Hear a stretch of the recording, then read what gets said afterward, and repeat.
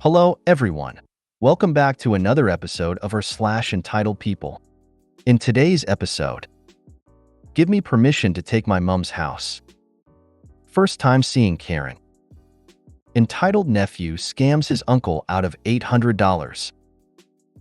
Before we get started, make sure to subscribe so you will never miss a video. So let's get started. Give me permission to take my mom's house. I want my mom to transfer the deeds of her house to me and put her in a home. This was the opening sentence to a phone call I recently had with a member of the public. To get to me, she has made it through multiple perplexed colleagues from across the charity and legal sectors, and it had been sent to me to fathom. Your basic hospital pass of your problem now, before hiding. The young lady continues with the exclamation. Young lady, I'm just too tired of looking after my mom. I need to live a life now, and I have been doing it for so long. She won't pay for anything or let me bring the fun home. I just can't do it anymore, so I think it's only right that she gives me the house and moves into a home. She has only like 15 years max until she dies. OP. Caring can be difficult, especially when you are feeling the pressure.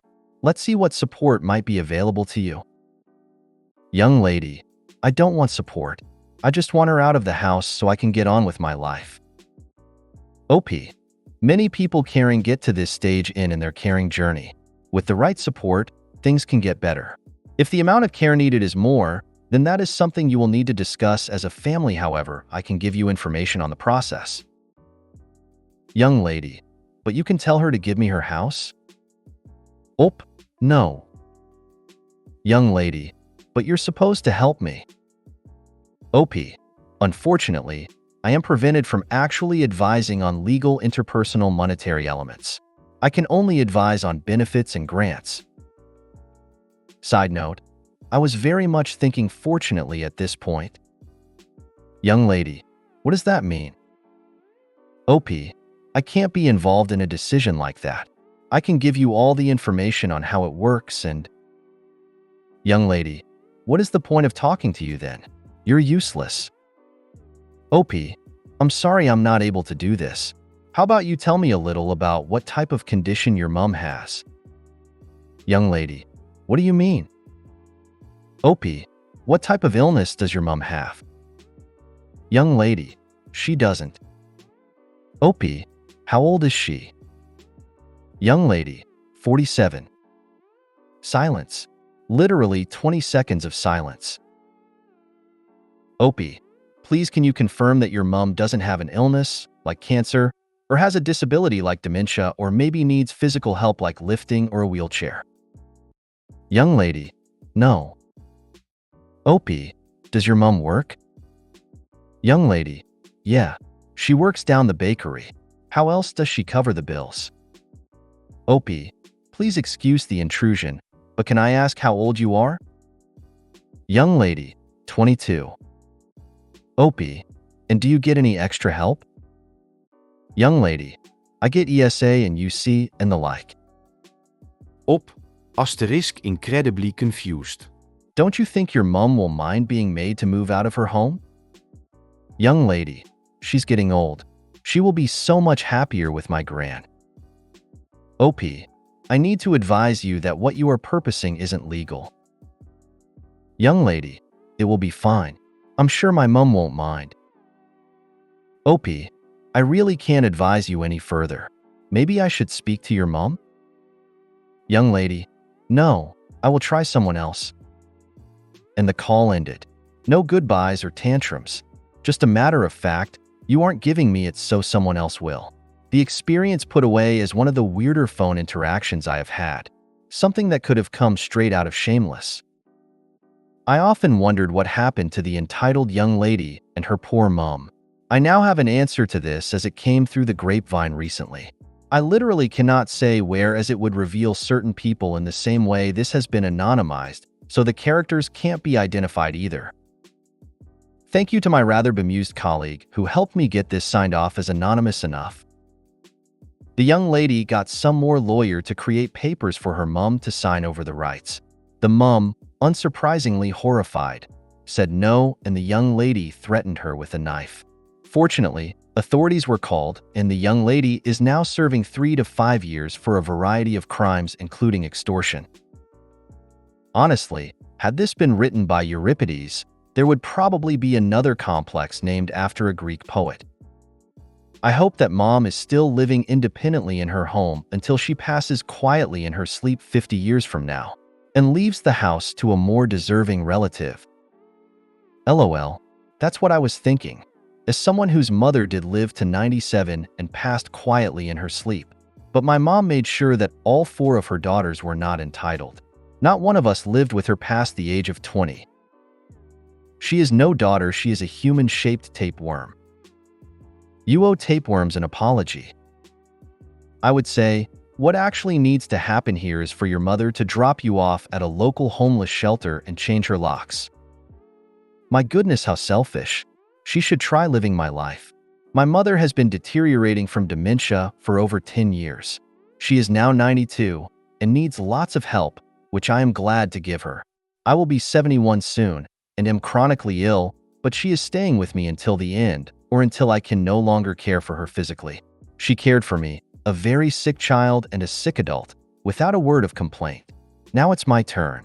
We find joy in little things, and seeing her smile makes my day. First time seeing Karen. First time posting here. Unfortunately, don't have much details. Just wanted to share my first Karen sighting. I was in a shopping mall last week and decided to get myself a burger. While I was waiting, I heard some angry screaming. It was a messy-looking woman in a sports hoodie screaming at a girl in an ice cream stand. I don't know how it started, but at some point she started screaming, "The director's phone now. The director's phone now." She was repeating it over and over. I already got my order and sat at the table, and she was still screaming, only now she switched to saying stuff like, "I will throw this cup at your face. Who do you think you are?" I decided not to get involved, because you can only make situations like this worse. 2 security guards came in. One of them actually gave her the mall's director phone number. She called, and it went like this: "Yes, I'm calling about your ice cream selling. You will know who I'm soon. I will call you later, you bastard." Proceeded to swear at the ice cream girl. Guards decided to just tell her to leave. To my shock, Karen had a stroller with a baby and a little girl around the age of 10. Surprisingly, she left without a fight. The entire time the guards and the girl were acting very calm. The girl was even serving other clients while the Karen was still screaming. After that, an entire crowd gathered around the girl to find out what the hell was that and if she is okay. People were talking to her, and looks like she was okay after all that, and thank people for the concern. Some stayed with her to keep company and make sure she is okay. No, you should totally get involved. If someone points out I'm acting irate in public, that always shuts me up. Username checks out. The security guard probably gave her the number for Wendy's. Oof. I struggle with my own inner Karen, but I usually win. So sorry for that poor girl. I so regret some of my poor life choices, but I don't have to lash out at store clerks about it. You should have asked Karen if she was okay, or needed you to call her therapist. Mental problems are real. Entitled nephew scams his uncle out of $800. I work at an archery store, and this story revolved around fixing a broken bow. For context, if you shoot a bow without an arrow, it's called a dry fire, and it's very bad. For a compound bow, the damage can be catastrophic. This surprises a lot of people, which is why dry fires are usually caused by beginners or family members that see the bow and play with it, not knowing any better. Uncle did this to nephew's bow, but luckily the damage wasn't too bad. The only thing that needed replacing was the string, so that's what we quoted nephew for. He was going to get uncle to pay for it, but he figured while he was getting a new string, he'd also order some new accessories, so he asked us to add them to the quote. He said he'd pay for them and collect them when the string was ready. When the string arrived, we let him know. The day after that, uncle called to pay for it. To my surprise, he called to pay for the whole order, but there was definitely funny business going on. This was the conversation. I'm calling to pay an invoice. Me, sure. What's the invoice number? It's X for $900. Me, oh, you're the uncle? You, yep, so I'm here to pay the $900. Me, you're paying the whole invoice? That's generous. You, yeah, well, I feel bad, so here's the money. After I took the payment, he asked me to include all of the broken pieces when we ship the bow back. Me, okay, sure, but it's only the string that's being replaced. You, what about the limbs? Me, we're only replacing the string. Nothing else was broken. You, but it says right here on the invoice, replace limbs $800, replace string $100. Me, I don't know what you're looking at. The invoice here says accessories $800, replace string $100. You, what are you talking about? That's not right. Me, no, it's right. I'm looking at the invoice right now. You, oh no, did I just pay someone else's invoice? Me, no. Our invoice numbers match, plus you confirmed you're the uncle. This is the right invoice. Oh, Me, your nephew purchased some accessories as well. That's why I was surprised you wanted to pay for it all. You, there are no accessories on this invoice. Just replace limbs and replace string. Why is yours different? I was a little confused at this as well, but after some silence, I realized what must have happened. Me, I think your nephew photoshopped the invoice. It was like we both came to that realization together after a moment's silence. I was honestly disgusted, but the uncle more so. He hung up to berate his nephew. About an hour later, the nephew called and asked what I told his uncle. I replied, your uncle asked me to send the broken limbs back to him. I told him we aren't replacing the limbs, and he figured it out from there. His justification was horrendous. He said, yeah, well, he stopped giving me birthday presents after I turned 18, so I figured he owed me. I couldn't believe what I heard. This guy thought he was entitled to receive birthday presents to such an extent that he was willing to scam a family member out of $800 to make up for the presents he didn't get. After that, I called the uncle back and told him what his nephew said. He was not impressed.